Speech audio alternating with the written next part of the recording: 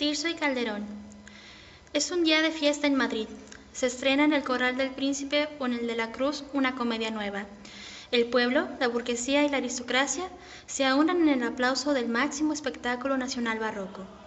En 1608 son 12 las compañías reales o de la lengua autorizadas por el Consejo de Castilla, en sus variedades de gangarilla, cambaleo, garnacha y farándula, como lo enuncia Agustín de Rojas, que, en su conjunto de autor o director, actores y figurantes viajan por la geografía española salpicada de corrales y comedias.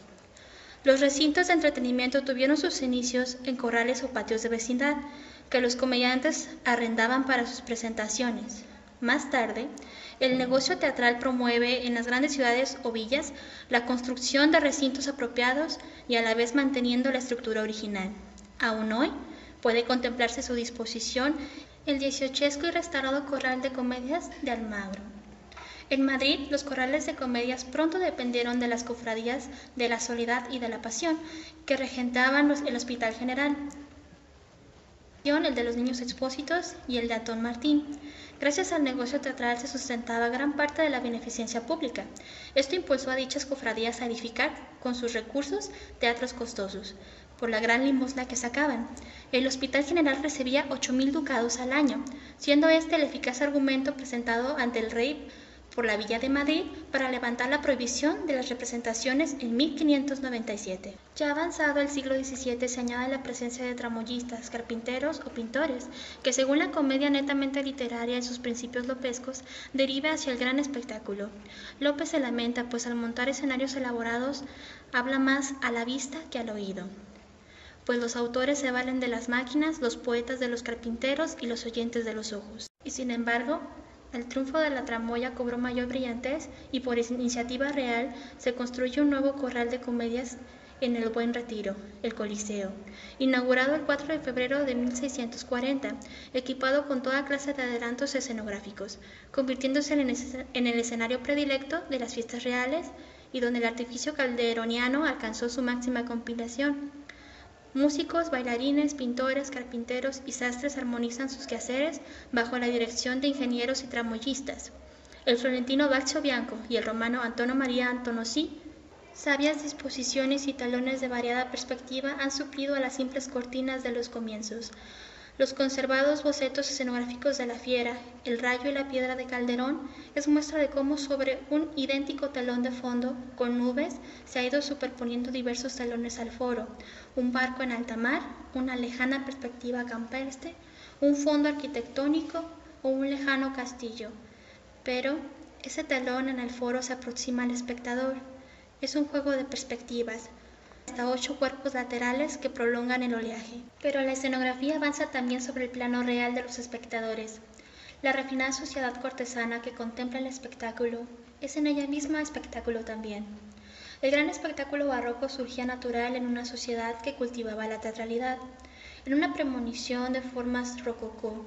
Rubens la había llevado a uno de sus lienzos, el Jardín del Amor, donde cupidos voladores lanzan sus flechas, no sobre la Lanzarte calderoniana, sino sobre un sofisticado grupo de damas y cortesanos que fueron parte escenográfica en aquella comedia representada sobre el estanque de grandes máquinas, tramoyas, luces y toldos, todo fundido sobre las barcas, que consigna Antonio de León Pinelo en sus Anales de Madrid en el escenario del Buen Retiro.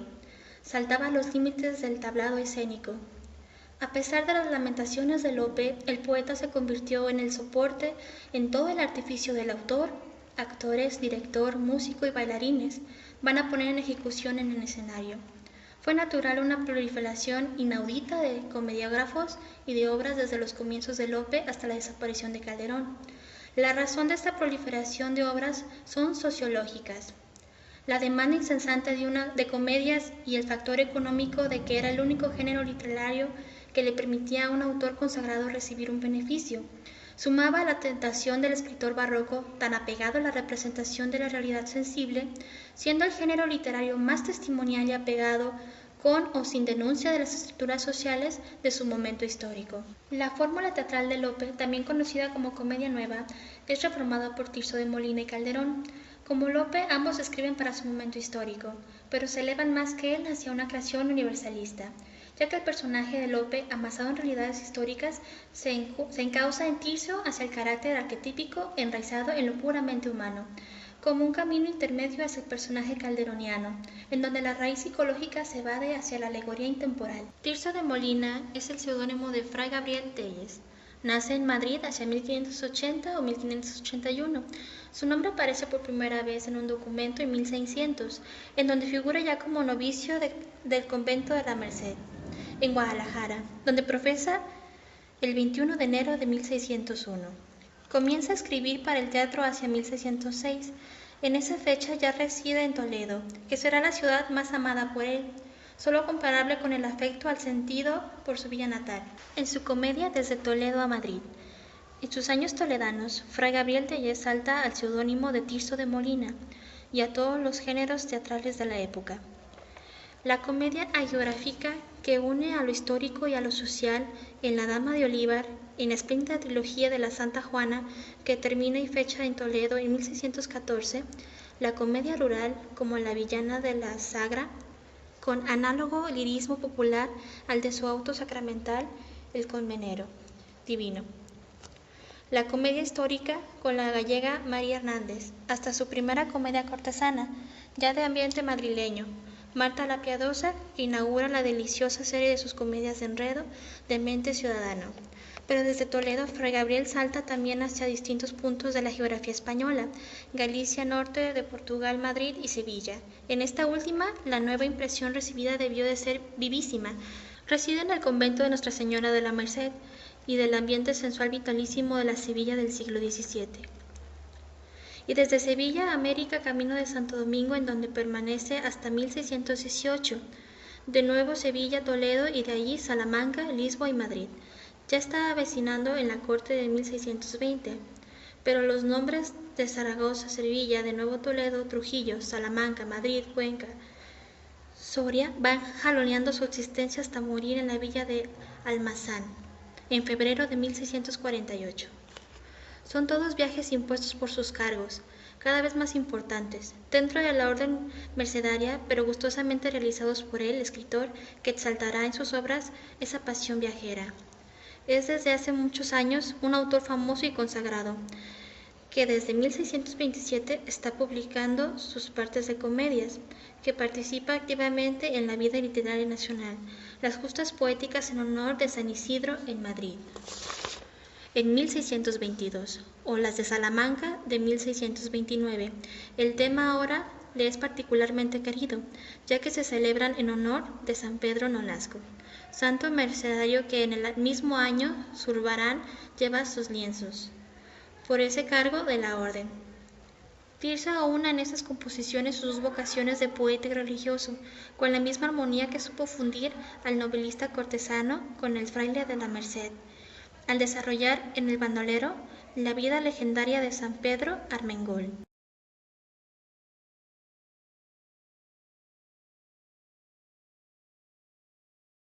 Pedro Calderón de la Barca nació en las más profundas aspiraciones de la época en la cual se originó. El hombre barroco que se pregunta, angustiado por la esencia de existir en el tiempo, que se enfrenta en la dicotomía del ser y el parecer, esencia y apariencia, y que se siente que su vida regida por la causa superior.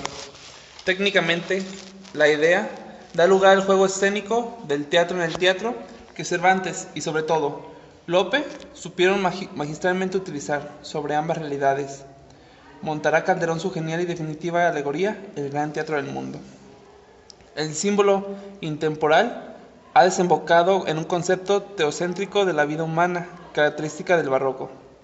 Ese teocentrismo es el regulador de la ideología calderoniana, que se expresa en su teatro con la rigidez y la claridad en su muy aprendida neoclasicista.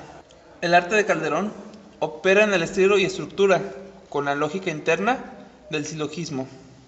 El poeta mediativo ha expresado su cosmovisión en sus hondos dramas de ideología trágica, en lo que se une la concepción filosófica, metafísica y moral política de la vida es un sueño con el tema de la búsqueda de Dios y el desengaño del mágico. En ese principio ético y en ese despertar Amparado en las buenas obras, que le aseguraran la suprema certeza de lo eterno, Calderón salva la terrible y hasta macabra visión del fin del hombre, sujeto al tiempo y a la muerte.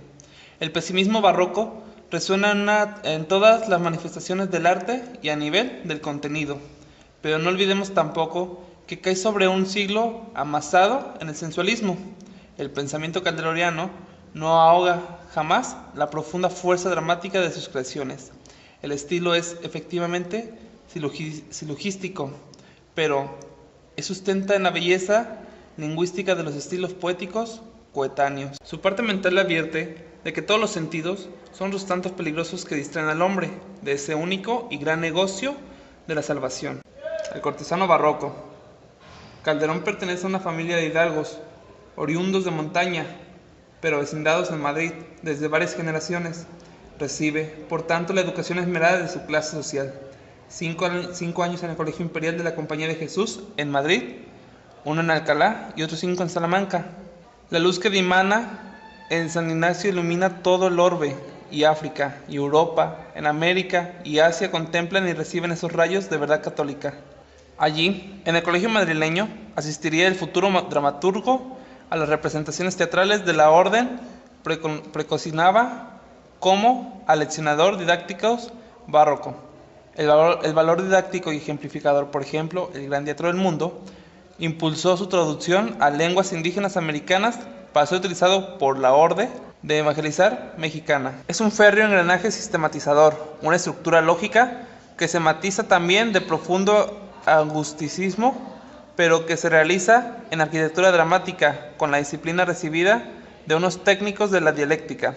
Después, la experiencia militar que se verá reflejada en su quehacer dramático. Más tarde, en Fuenterrabía, en 1638, luchando contra franceses y sobre todo en la Guerra de Cataluña 2 años después, donde ya participa como caballero de Santiago. Un teatro de ideas.